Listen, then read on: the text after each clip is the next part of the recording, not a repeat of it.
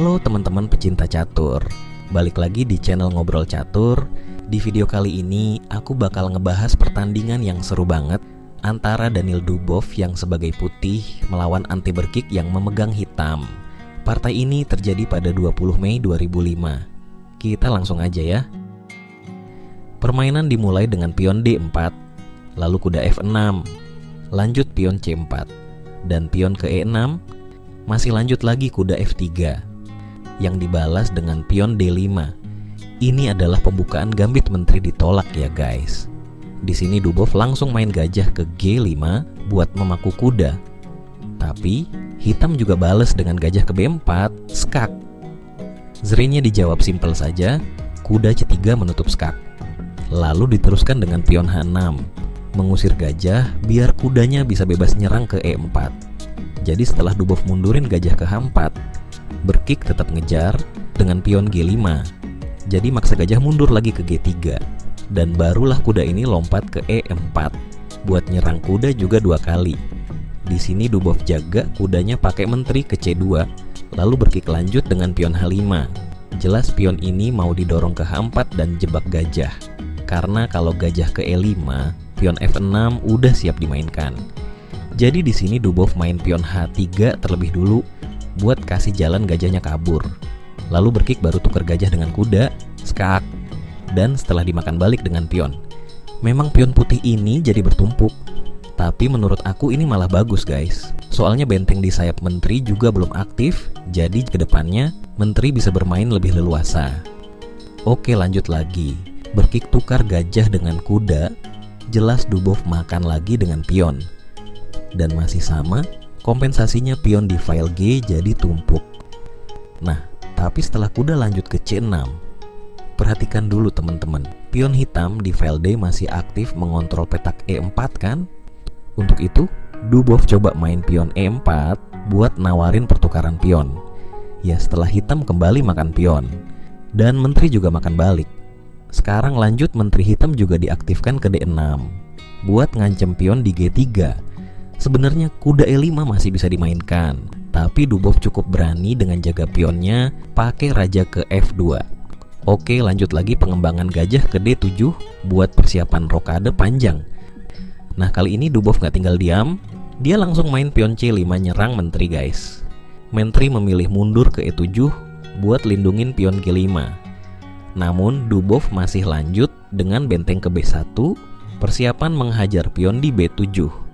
Tapi sudah kebacakan jawaban Brkic ini. Tentunya dia memilih langsung rokade panjang biar sekalian jagain pionnya ya. Nah tapi tahukah kamu, ternyata ini gerakan yang kurang bagus dari hitam. Coba perhatikan setelah Dubov main kuda ke E5 dengan ide awal nyerang kuda hitam. Harus diingat ya, kalau kuda makan kuda, menteri bisa langsung makan pion B7 skakmat. Jadi Brkic dorong pionnya ke F5 terlebih dulu. Setelah menteri mundur ke F3, Brkic terus ngejar menteri pakai pion ke G4. Nah, berikutnya bakal seru banget guys. Di posisi ini, Dubov nemu langkah yang sangat brilian. Apa kalian bisa menebak langkah terbaiknya? Gajah ke A6 guys. Dubov ngorbanin menteri dan gajah sekaligus. Seru banget kan? Tapi coba kita analisis dulu ya. Di posisi ini, kalau pion makan gajah, menteri bakal turun ke E2 buat ngancem skakmat. Hitam akan sangat susah mempertahankan pionnya. Atau misal saja dia pilih benteng D ke G8 dengan tujuan membuat tempat lari buat raja. Sayangnya, Dubov tetap akan makan pion, skak. Ya setelah raja kabur ke D8, kembali gerakan spektakuler. Menteri bakal makan kuda, karena kalau gajah makan menteri, benteng B ke 8 skakmat. Jadi hitam harus main menteri ke G7 buat lindungin gajah dan kasih jalan kabur lagi buat raja. Ya itu memang bagus, tapi benteng tetap ke B8 skak. Setelah raja naik ke E7, kali ini baru benteng makan benteng. Dan kalau masih dilanjut dengan benteng, menteri juga bakal makan balik gajah skak. Setelah raja naik ke F6, lanjut menteri makan menteri skak. Lalu terakhir benteng makan balik menteri. Nah, di sini putih menang posisi, unggul materi dan juga unggul 2 pion. Pada permainan akhir, jelas dia akan sangat diunggulkan kan? Oke, kita balik ke permainan. Nah, sekarang kita udah tahu konsekuensi jika pion yang makan gajah kan? Untuk itu, di sini Berkik memilih makan menteri dengan pion. Dubov langsung balas dengan gajah makan B7, skak. Setelah raja hanya bisa ke B8. Langsung lanjut lagi gajah makan kuda, skak. Nah, paksa raja balik lagi. Dan Dubov masih ulang dengan gajah B7, skak. Raja harus balik lagi kan? Sekarang gajah makan pion di F3, skak. Ini adalah taktik yang dinamakan windmill, guys. Taktik ini sangat mematikan. Tapi raja masih harus balik lagi. Dan tetap gajah ke B7, skak.